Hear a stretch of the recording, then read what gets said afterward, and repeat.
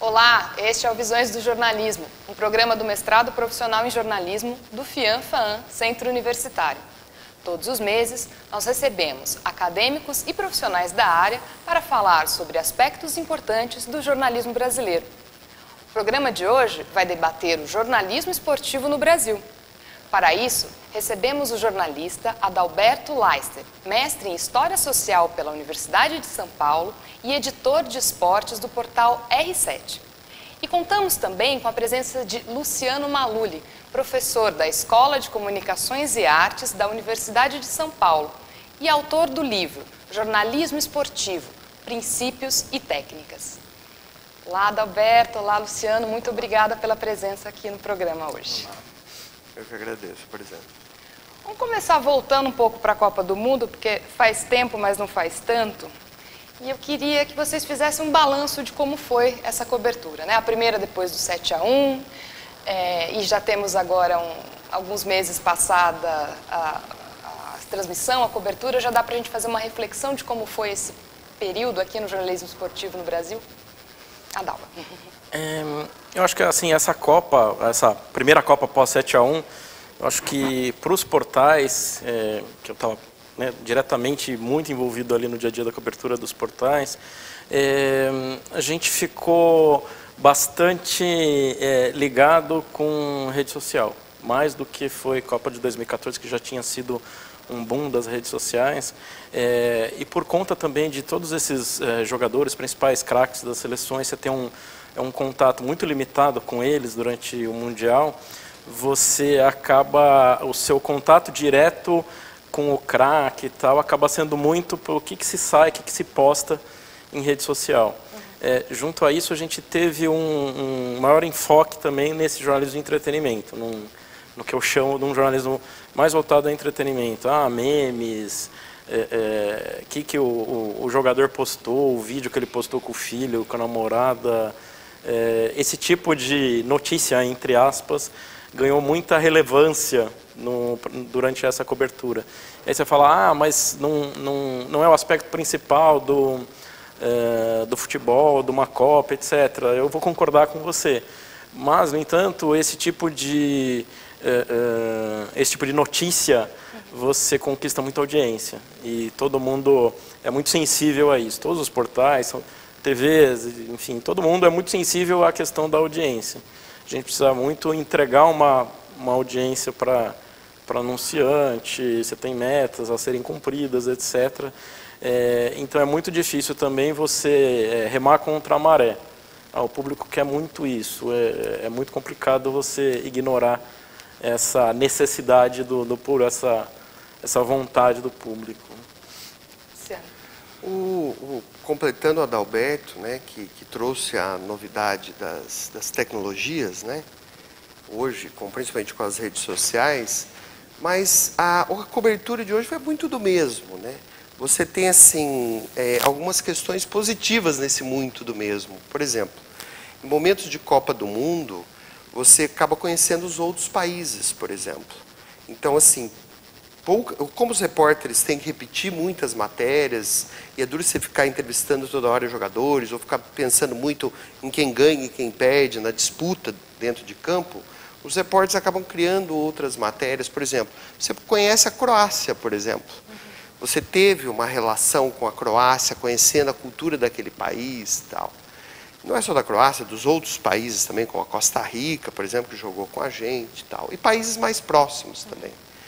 Uma outra questão muito interessante que a gente discute, é muito do mesmo, mas os repórteres têm que seguir essa pauta, porque o público pede, a questão da identidade nacional, né? Essa questão de você ter a pátria como princípio, tal, da luta dos jogadores, tal, as críticas aos jogadores, como ocorre com o desgaste que ocorreu com o Neymar, por exemplo, é algo que tem aquele sentido nosso, né, de busca pelo melhor, do sentido de país, tal. E talvez o principal que a gente tenha, apesar da gente ter perdido o jogo contra a Bélgica, tal, foi que finalmente nossa imagem está muito desgastada no exterior. Hoje você chegou, por exemplo, recentemente eu estive na Alemanha e no Peru, e foi um desgaste enorme. Nossa, vai ser 64 mil mortes por assassinato, tal. falando das coisas ruins, e eles falam, mas cadê aquele Brasil da alegria, aquele Brasil do futebol, o Brasil das praias, o Brasil da comida?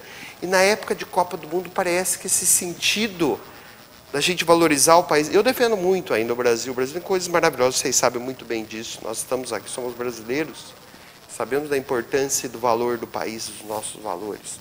Então, esse sentido também a imprensa resgata neste momento. Então, a cobertura foi positiva nesse sentido. O ruim, por exemplo, para emissoras como a Record, no caso do Adalberto, é que a transmissão foi monopolizada, né? Então, assim, esse sentido prejudica um pouco as demais emissoras, principalmente no caso da televisão. Porque no seu caso você fez a cobertura online, no site, mas imagino que houve restrição de imagem, isso interfere no trabalho, não, Adalberto? Interfere sobretudo na questão de captação de audiência, né? Eu já cobri Copa pela Record na TV, né? 2 Copas atrás, e já cobri Copa na internet como repórter na Copa passada. Você tem uma série de regrinhas da FIFA que você tem que seguir como emissora não detentora dos direitos. E essas regrinhas são muito limitadoras. Por exemplo, a questão dos gols, né? Acaba o jogo, o público quer ver como é que foram os gols, né? Seja do Brasil, seja de outras seleções. E aí você tem umas regras, esses gols só podem estar no ar 24 horas após o jogo, né? Só pode usar nesse período. Você não pode fazer replay, você só pode usar as imagens cedidas pela emissora detentora dos direitos. Então, assim, para a edição de telejornalismo, né, eu cheguei a trabalhar no Jornal da Record na Copa de 2010, te limita muito o que você pode fazer. E tem coisas que, às vezes, a própria emissora detentora, ela tem a obrigação de te mandar os gols, ponto. Então, em 2010, eu editei o VT na Record da eliminação do Brasil. O Brasil foi eliminado pela Holanda, 2-1, e um lance capital do jogo foi a expulsão do Felipe Melo. E a emissora detentora não mandou a expulsão do Felipe Melo.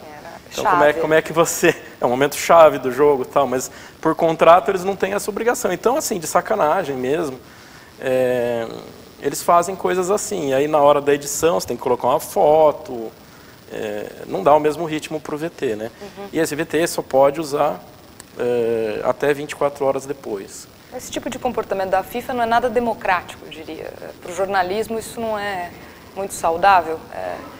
Ou faz parte da regra do jogo? Eu acho que faz parte da regra do jogo, mas podia ser um pouquinho mais justos em alguns aspectos. Por exemplo, as outras emissoras, você tem programas esportivos, você tem, por exemplo, programas de debate, em que esses gols poderiam ser mais reprisados, por exemplo. Eles impõem limitações muito rigorosas e complica muito. Se você não obedecê-las, você corre o risco de ser cortado de não ter direito de ser suspenso, de perder o direito de receber esses gols no dia seguinte, por exemplo, né? Então, é complicado, te limita muito a cobertura. Então, se você tem um programa, o Brasil, digamos, foi eliminado numa sexta-feira, se você tem um programa no sábado para discutir a eliminação do Brasil, você já não pode mais, dependendo do horário, já não pode mais mostrar os gols do jogo que eliminou o Brasil. Então limita muito a cobertura, para quem não tem os direitos. Para as emissoras de TV é bem complicado trabalhar nessa condição, né, de não detentor. O Adalberto começou a fala anterior dizendo dessa mistura do jornalismo que a gente chama de convencional com o entretenimento, né? Isso me parece que vem com bastante força no jornalismo esportivo, né? Começa com a televisão, mas a gente nota a interferência em outros veículos, na internet. Qual a opinião de vocês sobre isso? A cobertura ela acaba atraindo pessoas que não veriam o esporte normalmente, mas também haveria alguma perda na avaliação técnica, na análise mais especializada, no olhar sobre o esporte como um elemento importante da nossa cultura, né, para além da diversão? Luciano. Olha, a questão do entretenimento, eu tive até um aluno de mestrado que estudou isso, Carlos Padeiro, que é jornalista esportivo, e você vê, a questão do entretenimento, ela vem de antes. A origem do entretenimento do jornalismo esportivo, basicamente, a gente vai dar com o Ari Barroso, a gaitinha do Ari, por exemplo, que ele tocava a gaitinha do Ari nas suas transmissões esportivas. Entretenimento não quer dizer, por exemplo, uma cobertura chula ou pejorativa. Tá?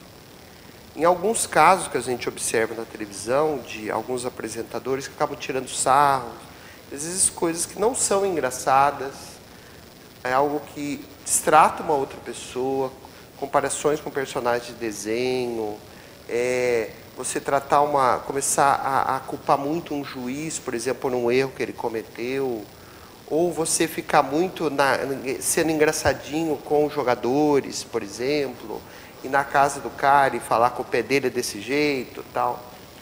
São coisas que não fazem bem no nosso dia a dia, as coisas a gente brincar com coisas.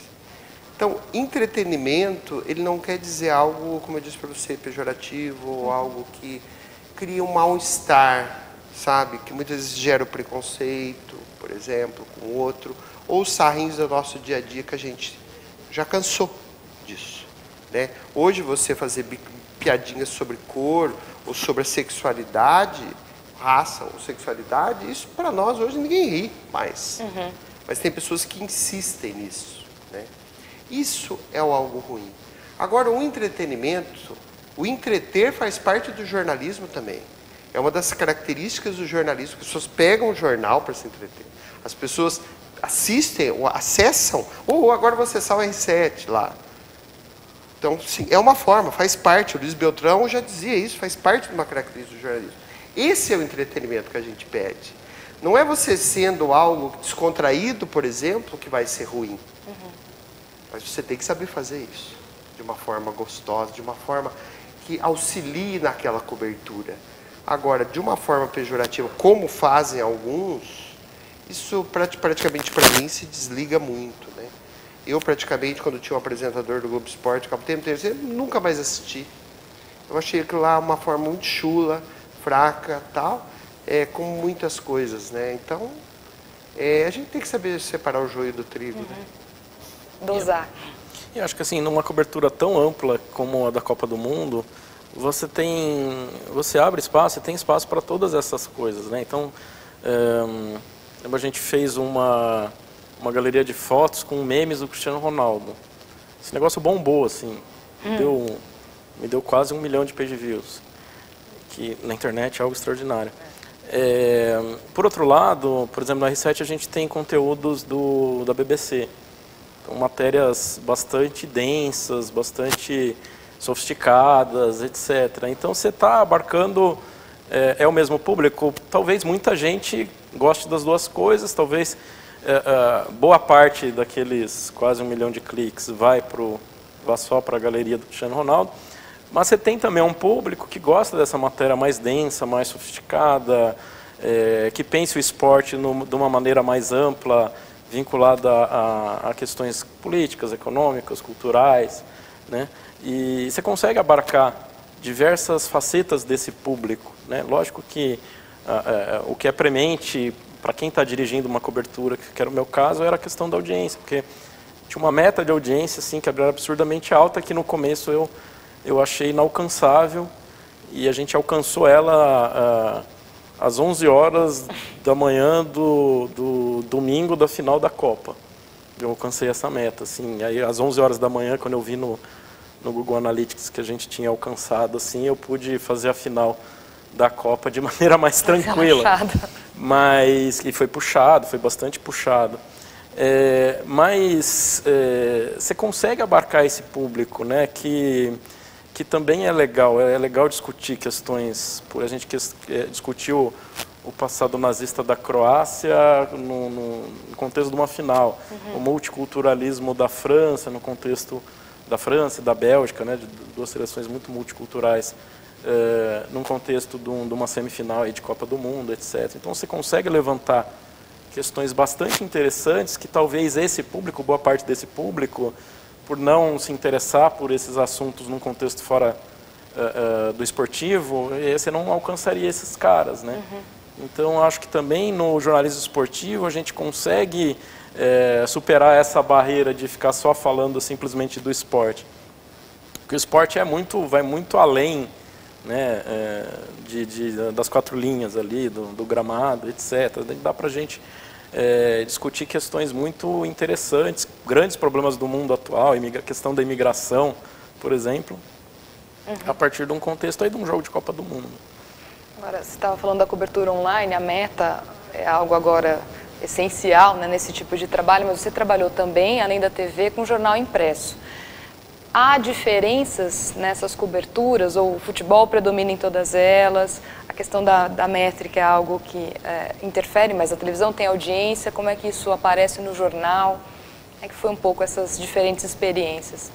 Assim, o online, eu atuo no online desde 2014, né? Quando eu saí da televisão, fui para online. A gente tem uma percepção muito mais dinâmica quem é o nosso público, né? Então, você abre lá o Analytics, você vê lá quantas pessoas estão no teu site, quais são as matérias mais clicadas, você vê um comportamento ali de onde vem a sua audiência, de que cidades estão vindo, de que países estão vindo.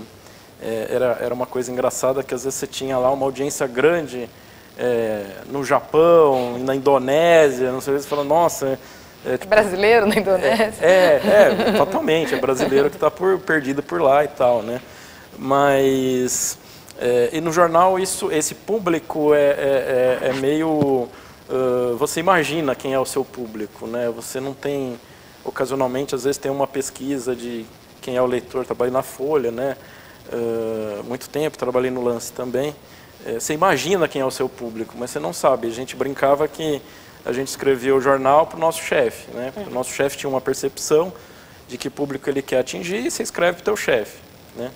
Na internet, não. Assim, você percebe, talvez em alguns aspectos, a cobertura do R7 não seja o meu leitor ideal, mas é o leitor que eu sei que está gostando de determinado conteúdo, A, B ou C, ali que a gente publica, né? Então, eu acho que tem essa diferença, é o dinamismo, que a internet te traz muito mais rápido quem é o seu leitor, né? E também a velocidade, lógico, né? Esse fetiche que o jornalismo atual tem com a velocidade. Aconteceu a notícia, 5 anos depois está pondo no ar. Né? No jornalismo, aconteceu uma bomba, qualquer coisa assim, você vai sair só no dia seguinte, né? Então, no jornal impresso. Né? No jornal impresso. Esse aceleramento a aceleração da notícia também é uma diferença bastante gritante, né, entre trabalhar no online e no impresso. Mas o futebol ainda tem destaque em todas essas coberturas, ou a gente consegue mais diversidade, com um espaço maior na internet?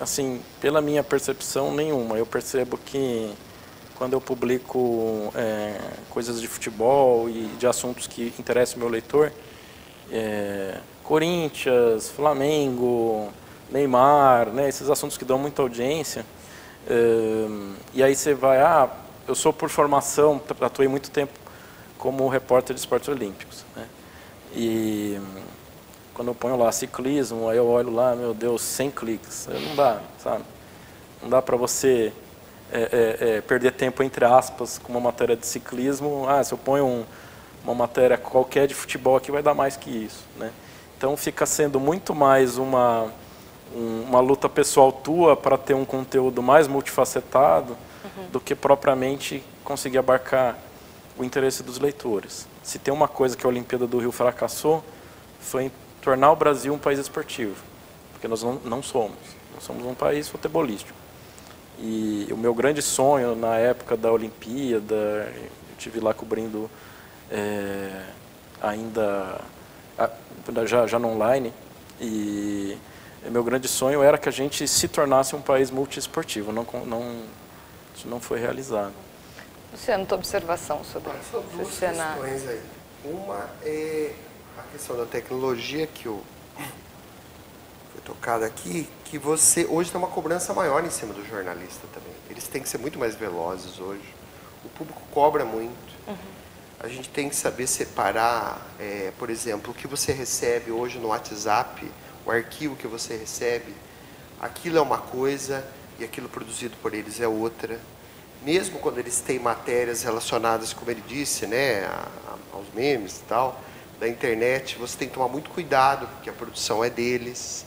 Então a gente tem que separar muito bem o que é esse tipo de produção, as videocassetadas, daquilo que é produzido pelos jornalistas. E eles são muito cobrados. Errou hoje 1 minuto, eles já estão sendo, e demissões ocorrem assim, porque um dos maiores problemas hoje dos jornalistas é o erro. Os jornalistas são demitidos pelo erro. Esse erro é muito rápido. E você erra. Todos erramos, né? Então a cobrança em cima deles está sendo maior. Do impresso dava tempo. Hoje eles não têm mais tempo. Uma outra questão é uma questão assim, que é até bom a gente discutir isso, que é do usos e costumes. Por que o ciclismo tem 100 cliques? Porque o ciclismo entrou uma vez, no meio do nada. E se esse ciclismo ficasse todo dia, durante um ano? E se o badminton tivesse o mesmo espaço todo dia? As pessoas iam acostumar com aquilo. É dos usos e costumes. Por que as pessoas acessam mais o Corinthians, o São Paulo, o Palmeiras, a seleção brasileira, o Neymar? Porque está todo dia lá. Então, é da questão de uma velha característica do jornalismo, que é a periodicidade. A gente tem esse problema. Agora, é duro para eles saírem do esquema. São todos muito parecidos hoje. Qualquer hoje portal, qualquer jornal hoje vai cobrir Corinthians, São Paulo, Palmeiras, Santos, os grandes clubes de futebol, um ou outro torneio de tênis, ou vôlei quando tem seleção brasileira. São esportes que têm um recurso financeiro, há uma pressão do público. Tal. Aí quando vem um louco igual esse que eles vão para o ciclismo, todo mundo vai falar, pô, mas por que você pôs o ciclismo? Tem 100 toques. É questão da periodicidade. Eu, particularmente, não me preocupo com os grandes meios, porque os grandes meios, eles se preocupam mais com os grandes eventos. O que me preocupa é o cara da rádio de Osasco, que puxa a matéria deles, repete o mesmo conteúdo, enquanto Osasco, você tem uma série de outras modalidades naquela pequena rádio, que ali sim poderia ter um espaço. Então, Piraju, onde que eu sou, você tem uma grande equipe de canoagem, uma das melhores do Brasil. O melhor colocado, que foi o PP na última Olimpíada, é de lá. 3 atletas olímpicos foram de lá. A primeira mulher a disputar uma Olimpíada em 2000, em Pequim, foi uma pessoa de lá, Poliana de Paula, que ela era uma filha de trabalhadores rurais. Que história. Entendeu? Então, essa foi a primeira mulher a participar na América do Sul de uma Olimpíada. Então, assim, lá você tem uma cobertura ainda de canoagem. Então, ninguém precisa copiar o R7, o G1, ou a Globo, ou a Record, ou a própria Folha de São Paulo, o Estado de São Paulo, ou as grandes rádios, como Jovem Pan. Tal.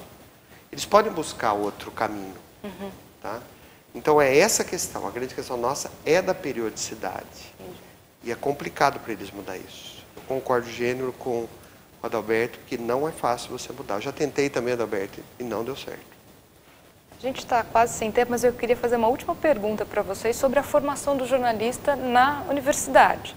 É possível se especializar durante a universidade? O mercado ainda cumpre esse papel que a universidade não consegue, ou a gente tem um cenário mais equilibrado? Assim, minha experiência, né, eu fiz faculdade de jornalismo nos anos 90, voltei para dar aula de jornalismo em graduação no ano passado. Eu acho que o currículo melhorou imensamente da minha época, muita matéria inútil, etc. Do currículo que eu peguei para dar aula. Falei, nossa, eu queria ter as aulas que eu dei, assim, tipo. Mas eu acho que assim a formação completa o jornalista vai ter ali na redação, porque é a pressão, é o dia a dia, é chefia, é prazo, você está no online, é a pressão para publicar logo, etc. Isso não é nem questão, a universidade não vai conseguir. Não vai porque é questão ali do mercado. O cara está atuando no estágio, ele pode ter uma percepção melhor do que acontece. Mas eu acho que a faculdade de jornalismo, na minha visão, melhorou imensamente dos anos 90 para agora. Há muito caminho a ser seguido, acho que sim.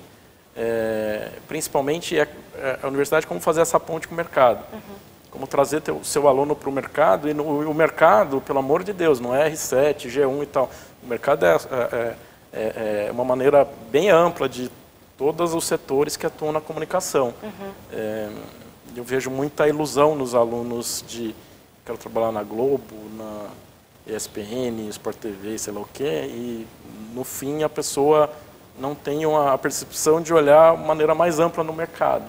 Né? O mercado pode ser... O mercado não amplo, não né? está tão bacana, mas ele não é essa coisa tão limitada quanto parece. O Adalberto falou muito bem, há um avanço, e só quem for dar geralmente essa disciplina, ou esse curso, ou aumentando também o número de pesquisas, ele está muito ligado a algumas questões, por exemplo. Quais são os valores do esporte, por exemplo? Excelência, que é dar o melhor de si, respeito, amizade, estudar as outras modalidades olímpicas, atividade física. Hoje está aumentando o número de jornalistas que não são assessores voltados para academias, que é um campo que pouca gente está percebendo, que você tem. As outras modalidades, saber fazer programas de outras modalidades. Repetindo o que o Adalberto já disse, o jornalista hoje tem que estudar muito. Não é fazer uma cobertura só do jogo, ele tem que conhecer a história daquele país, daqueles atletas, os históricos do clube, os históricos das competições, as questões mercadológicas, as questões filosóficas, a filosofia do esporte, cada modalidade tem uma sua. Hoje, a questão do mito, que é algo assim, que sim, você tem que estudar muito, Mircea Eliade, por exemplo, o mito, mitologia grega está aliada ao esporte. A questão da educação física, olha que não é uma área interdisciplinar. É muito grande. E o cara tem que se policiar cada dia, que não ele faz uma cobertura em cima só daquele evento em si. Ele tem que ampliar, como já disse o Adalberto no comecinho da entrevista. Ele tem que estudar muito, por causa do erro, a velocidade hoje é imensa. Você não conhece, por exemplo, cobertura, eu gosto muito de tênis, cobri tênis hoje, conheceu os 4 grandes caras, era o Djokovic e tal, todo mundo sabe. Mas quem são os atletas brasileiros hoje? Em que situação está o Tomás Bellucci hoje? Depois de muito tempo, assim, a Paula Gonçalves, que foi uma das atletas nossas, chegou a ser primeira do ranking brasileiro ano passado, voltou a ganhar um título agora, semana passada. É muita coisa para ser. Entendeu? E é um título de 15 mil ITF que a gente fala, mas é muita coisa para o esporte brasileiro. Esses atletas, quando eles aparecem, eu vou muito nos clubes pinheiros ou paineiros assistir jogos, são de graça, de graça. Mostrar para a garotada, falar, olha, as pessoas estão lutando. Só para mudar, assim, esses dias entrevistaram um atleta do tênis, e o João Olavo Souza, e ele falou assim, pô, mas você é 300 do ranking e tal, e você tem, tipo, querendo dizer assim, puta, mas você é 300 do ranking? Ele falou, nossa, o esporte me deu tudo, eu tive a oportunidade de conhecer o mundo pelo esporte. Então, assim, no meu ponto de vista, o jornalista ele tem que estudar muito, e o esportivo tem que estudar muito, porque o público, o Adalberto sabe disso, de jornalista esportivo é chato. Se o cara errou o nome de alguém, são milhões de e-mails, né? Sim, sim. Bem, a gente espera que essa nossa conversa ajude nesse processo de formação, no debate sobre o jornalismo esportivo no Brasil. A gente já está com o tempo encerrado, mas eu agradeço bastante a presença de vocês. Acho que foi uma conversa bastante frutífera. A gente falou de muita coisa aqui que não necessariamente a gente associa com o jornalismo esportivo numa primeira mirada. Muito obrigada pela presença. Obrigado a vocês. Muito obrigado. E há um campo enorme para o jornalismo esportivo. Nós precisamos de vários programas, vários blogs, sites, programas de televisão, programas na internet, programas de rádio. E esse público tem que se tocar nisso. Por exemplo, nós não temos ainda um grande programa sobre skate. Nós não temos ainda o skate de rua. Nós não temos um grande programa sobre caminhada. Está entendendo? Tem muita pauta para fazer. Tem muita pauta. Tem um programa da ESPN e tal, mas precisa de mais. É isso. Muita pauta. Obrigada de novo. E você, obrigada por acompanhar essa conversa e até a nossa próxima edição.